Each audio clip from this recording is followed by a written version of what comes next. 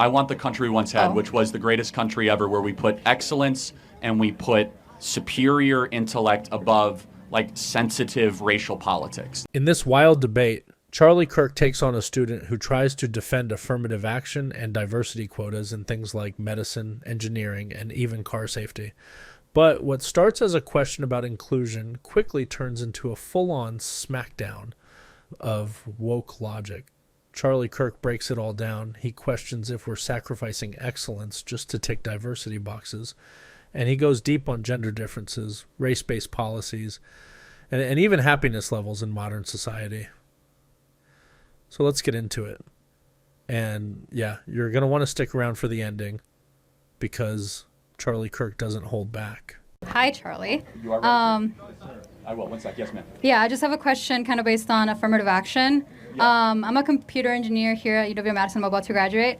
And there's a lot that I've found through research and just general, my studies.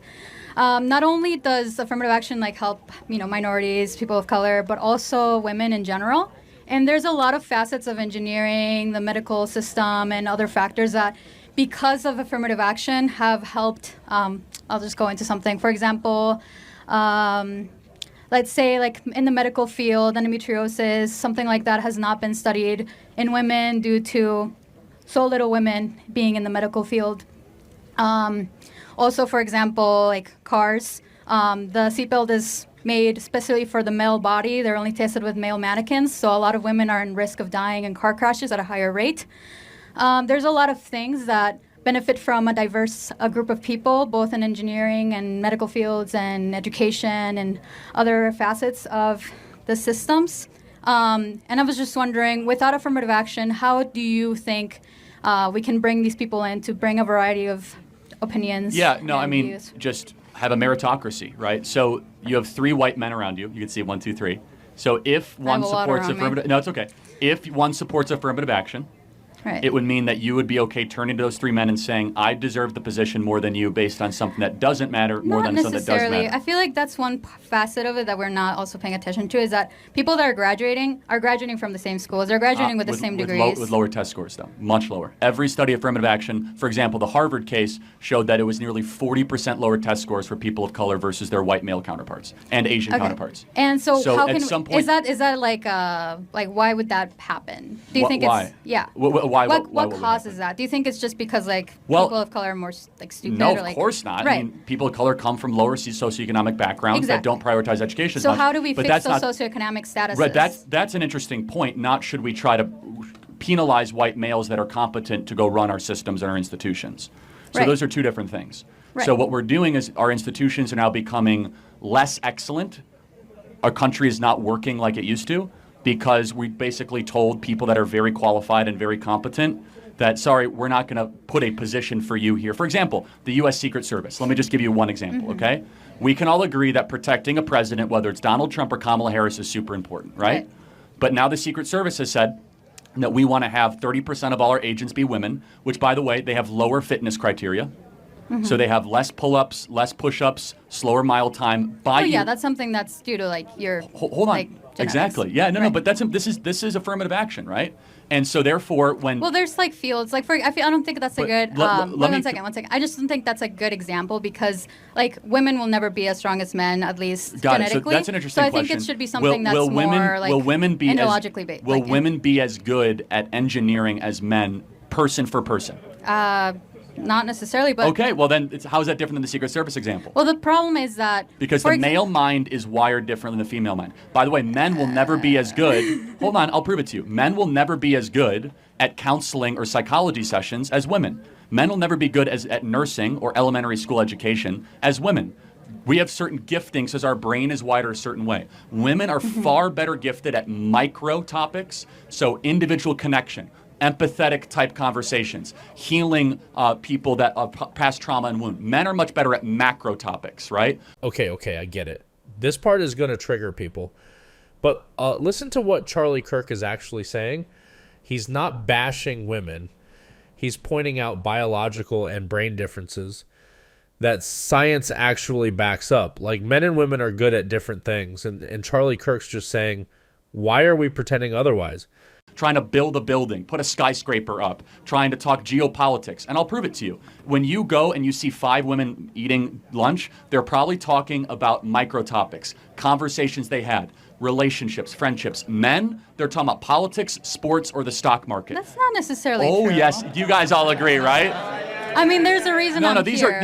these are bimodal general truths, right? Of course, there's exceptions, but It's not a general truth, though. I feel like women have the capability of having political conversations. Of course they do, but it's not the general wiring or nature of women. It's not. There's no wiring for your brain to like Donald Trump. Like that's not a real thing. I feel like. But wait a second. But do you think that men and women are made different in our brains and our certain things, but not necessarily. It doesn't like channel you to be a specific thing. Like what things? Well, like there's like specific wirings to, like produce certain types of hormones, and that's like differences that are genetically. So you don't think that men are more likely to like contact sports, more likely to enjoy football, UFC, hunting? I think that's because of a societal norm in general. Like over a lot of time. No, come on, you're smarter than that. That's not true. Well, hold on. So why is it there's that women that play football? So like you can't just say course, that. And there so are that's men an that dress example in of women drag, that but don't do that. those are not the general truth of it. So let me just be clear. You think that there's nothing within the female brain in its constitution that makes young ladies more likely? I mean, being that I'm an engineer, I don't think so. No. Yeah. Really? Yeah, I don't. I mean, I feel like there's... So you think if you pick a random lady here that they'd be just as comfortable sitting and watching a 4-hour football game than they were to go get their hair done with their best girlfriend? Well, I feel like that's kind of diminishing to say, because you're a woman, you will not be able to sit through a 4-hour football field. Is it diminishing to say a man wouldn't want to go get his hair done? No. No, I'm sure you get your hair done, right? Not really. It's like 10 minutes in and out, like barbershop. Okay, but you still do it. But the point, again, there are certain things that women will take more seriously. For example, women will take a lot longer getting ready for the day than men. Yeah. Right? Why? Because we're held to higher standards to look pretty. No. For example, your hair. How short is your hair? It's super short. Mine, it's going to take longer to dry. Do you wear right? makeup? Yeah. Why? Because you want to look pretty and it takes... Yeah, that's not important to me because I'm a man. Well, right. But who made you feel that way? But there's something in your but you wiring. feel comfortable not wearing it's makeup because of a certain reason. Well, but you wouldn't feel comfortable wearing makeup? I can not wear makeup. But why do you do it? I mean, like right now I'm not wearing like anything really. No, I know, but that's the point is that at some point you wear makeup because there's something within your wiring that says I want to be presentable to the world, and that wiring honestly is I want to find a mate to have children. I mean, this question was about affirmative action. I think we're getting No, it's not. It's actually really important because I don't think there's any differences between races, but I think that when it comes to affirmative action, we're saying that there are differences. Right. That we're trying to say that things that don't matter should matter. So I don't think race matters. Affirmative action says race does matter. What about like women also in fields like that? Like what I explained earlier. I think that's even more dangerous, to be honest with you. If like we're going to say that women should be Secret Service agents protecting Trump. Not Secret Service. I'm talking about medicine, engineering, that type of thing. Well, hold on. Okay, so should we try to have the same amount of female to male OBGYNs? I think it should be similar to the amount of like OBGYNs. The general population. So hold on. 85% of all OBGYNs are female. Yeah. So now should we have parity so that men... I have an OBGYN that's a man. That's not a problem. That's not the point. The point is should we have parity? I think it should be similar to like whatever the... Got it, okay. So you're consistent. So women studying in the OBGYN field will be actively discriminated against, so a man can, because we must have parity. It's not about people in the OBGYN specifically, it's about people in general. Men were, like for example, women were not able to vote until like less than 100 years ago, basically, right? What does that have to do with One second. So because of that, a lot of the laws, a lot of everything that's set in place was made by men, was excluding women, was creating like reforms and like certain legislations that would specifically, support men rather than women because women don't have that ability. Or support society. I don't think it was always about supporting Well, for men. example, like what about what I brought up, endometriosis, so like the seatbelt accident, like all this stuff is due because we tend to favor men in specific. Well, so I just don't believe that. First of all, because research will go where the money is, and so if there was money in endometriosis research. Not much, because men that's don't why. care. So maybe it wasn't sexism. Maybe it was a monetary explanation. Well, who has the money in a society? Well, actually, women control more money than men in the country. But men, women weren't able to have bank accounts until like less than 100 years ago. So they can't really build that generational wealth. Do you think it's been a better thing with women's liberation the last 20, 30 years? Yeah, I would. Do you think that's interesting? Do you think women are happier in America today than they were 30 years ago? Yeah. Then why are they the most depressed group in the history of the species? Women are the most miserable they've ever been. Like, why is that? I don't think that's because we're allowed to have money. No, now, I'm asking but it's like more liberation, more college degrees, more birth control, less marriage. I would less argue kids. otherwise. I don't know where you got that data. No, like, we're everybody more agrees depressed. that women are super miserable. As far as versus 30 years ago. Well, it could be the fact that because women weren't able to go to a psychologist or like before. Or maybe it's because they're not doing the one thing that they want to do, which is to get married and have children.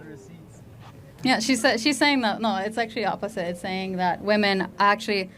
Says women around the world report higher levels of life satisfaction than men, but at the same time report more daily stress. Yeah, so we're just held to type in women antidepressant use 2024. It is the highest it has ever been. But there's like more layers to it than that. It can't just be that. You have to look at why are women more likely to go and talk to a psychologist. There's the differences in that. So, but I'm just curious. So, do you think women are generally happier in 2024 than they were in 1964? Yes.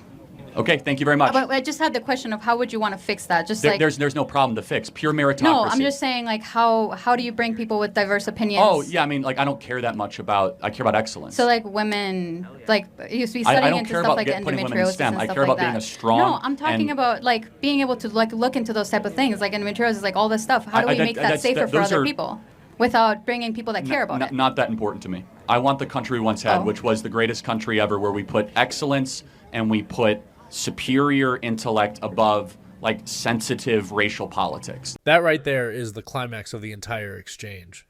Charlie Kirk says it clear. This whole diversity over merit thing, it's making America weaker. And honestly, it's hard to argue with that. Like when we cared about skill and excellence more than feelings, the country just worked better. Not interesting to me. Okay. Because it was a bunch of white men that were like running the country, and all of a sudden we decided. I'm not saying that's a bad thing. I'm just no, saying good. that. Like that's fine. I mean, but when we used to have a country that was based on merit, we were more successful, and we were a better run country, and we're objectively not now. Yeah. We're a country I'm just saying that in we can't even engineering, there's protect a a lot president of from getting shot. Yeah, there's a lot of parts in engineering that because we don't have a diverse look of opinions, then we are putting we're putting certain people into more danger, like women in cars. That's like one example. Okay, thank you. That's okay. All right. Thanks. You're voting for Trump? No. Yeah, I was gonna say. I can't. Yeah, well, you lied to get a hat, and that shows your character. I didn't lie. I said I would wear it. You said if you wear it. I said only if you vote, but that's fine. All right, next question. Charlie Kirk doesn't hold back, and that's why people either love him or lose their minds when he talks. But honestly, you have to admit that Charlie Kirk brings logic, consistency, and a no-nonsense attitude that cuts through the noise. Whether you agree or not, Charlie Kirk challenges people to stop just feeling their way through issues and actually start thinking. And in a world full of slogans and safe spaces, Charlie Kirk just dropped a truth bomb on a college campus. Again, so what do you guys think? Was Charlie Kirk out of line here? Or was he dead right? Drop your thoughts below.